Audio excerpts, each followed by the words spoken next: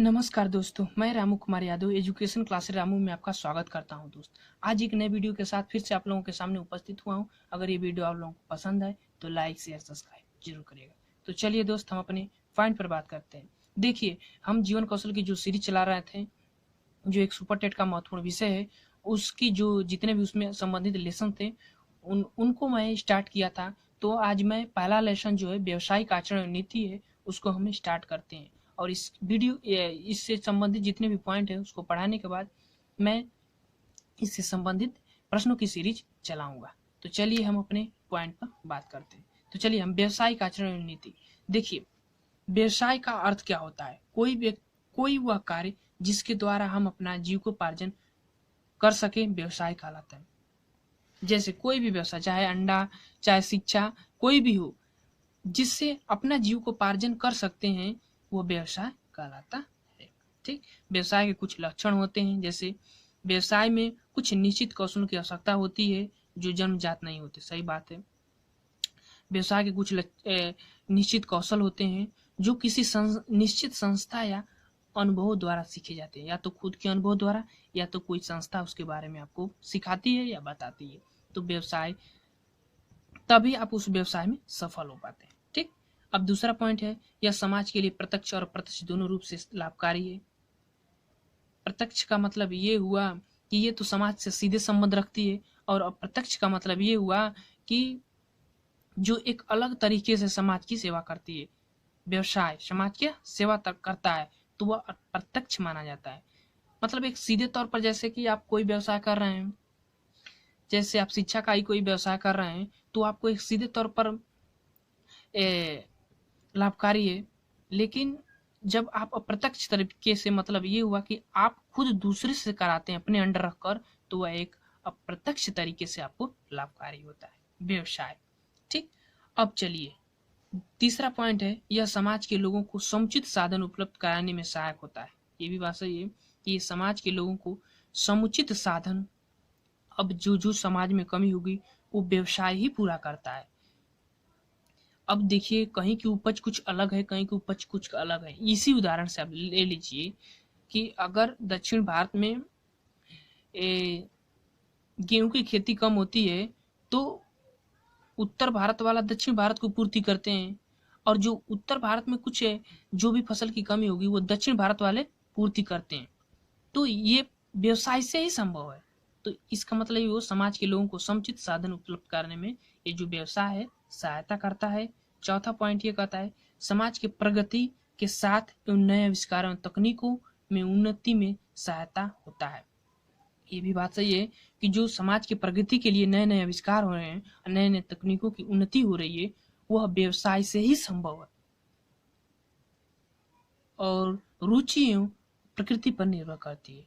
मतलब वो तो व्यवसाय से संभव है, लेकिन वो जो व्यवसाय करता है उसकी रुचि और जो प्राकृतिक है, नेचुरल है, उस पर निर्भर करता है कि वह कितना उसमें उन्नति कर सकता है। ठीक, पांचवा पॉइंट ये कहता है कि व्यवसाय सामाजिक परिवर्तन के साथ साथ अपने लक्षणों को बदलता रहता है। ये भी बात आप लोगों को समझ में आ गई होगी कि व्यवसाय जो सामाजिक परिवर्तन के साथ साथ अपने लक्षणों को बदलता रहता है। अगर आप कोई भी व्यवसाय किए हैं, अगर उसमें जो आधुनिक परिवर्तन आ रहे हैं उनके अनुसार या अपने वातावरण के अनुसार उस व्यवसाय में परिवर्तन नहीं करेंगे तो वह व्यवसाय सफल नहीं हो पाएगा। इसीलिए जो जितने भी समाज के लक्षण हैं उनके अनुसार जो व्यवसाय है उसमें बदलाव होता रहता है। अब चलिए शिक्षण एक व्यवसाय के रूप में देखते हैं। जो शिक्षा है उसको एक व्यवसाय के रूप में देखते हैं। तो प्राचीन समय में शिक्षण का कार्य समाज सेवा के रूप में किया जाता था, जहां शिक्षक उसे जीविकोपार्जन का साधन न समझकर समाज कल्याण की भावना से उसे पूरा करते थे।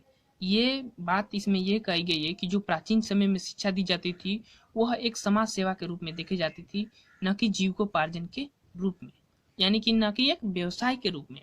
लेकिन समय के साथ परिवर्तन होता गया और जो आधुनिक समय, मतलब वर्तमान स्थिति में अगर देखा जाए तो जो शिक्षा है वह एक व्यवसाय का रूप ले लिया है, जिससे अच्छी तरह से करने के लिए व्यवसायिक विकास कौशलों की आवश्यकता होती है। देखिए पहले क्या होता था कि जो शिक्षा थी वह एक समाज सेवा के रूप में देखी जाती थी, लेकिन अब जो शिक्षा है वह व्यवसाय के रूप में देखी जाती है और उस व्यवसाय के लिए कुछ कौशलों की आवश्यकता होती है। जैसे आप शिक्षा के क्षेत्र में अगर व्यवसाय कर रहे हैं तो शिक्षा के क्षेत्र में अगर व्यवसाय कर रहे हैं तो शिक्षा का आपको ज्ञान होना चाहिए, मतलब जिस विषय से आप सक्षम हैं उस विषय का आपको पूर्ण नॉलेज होना चाहिए, तभी आप उस व्यवसाय में सफल हो सकते हैं। तो यही बात इसमें कही गई है। ठीक, कुछ इंपोर्टेंट पॉइंट में लिखा हूँ उसको देख लीजिए। अब देखिए माध्यमिक शिक्षा आयोग ने 1992-93 के अनुसार वे अपने कार्य, ये इसमें कहा गया है, एक आयोग आया था माध्यमिक शिक्षा आयोग 1992-93 में, तो उसमें ये बात कही गई थी जो शिक्षा से संबंधित है कि वे अपने कार्य को जीविकोपार्जन का रुचिकर साधन तो समझे मगर अरुचिकर साधन न समझे, अरुचिकर साधन नहीं समझेंगे वरन उसे समाज सेवा करने का एक महत्वपूर्ण मार्ग समझेंगे।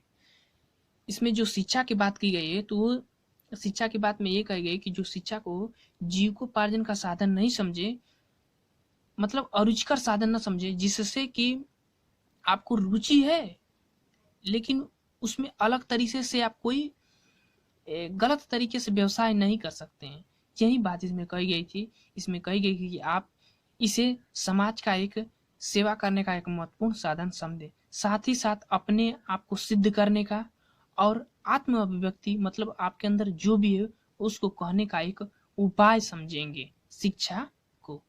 नोट में चलते हैं, देखते हैं। तो शिक्षा में व्यावसायिक आचरण एवं नीति से संबंधित थॉमस डोनाल्ड एवं थॉमस डफी जैसे वैज्ञानिकों ने सामाजिक अनुबंधन सिद्धांत को अपनाया था। ये जो व्यावसायिक आचरण नीति से संबंधित इन्होंने अपना एक सिद्धांत दिया था जो सामाजिक अनुबंधन का सिद्धांत होता था, कि जो शिक्षा होती है वो समाज से जुड़ने का एक बहुत ही सरलतम माध्यम होती है। यही बात अपने इस सिद्धांत में ये दोनों वैज्ञानिकों ने बताया था। तो चलिए दोस्त, इससे कुछ इस चैप्टर से जो कुछ और बचे कुछ पॉइंट है वो नेक्स्ट पार्ट में लेकर आऊँगा। आज के लिए ही बस इतना ही। Thank you. अगर पसंद आए तो लाइक शेयर सब्सक्राइब जरूर करिएगा।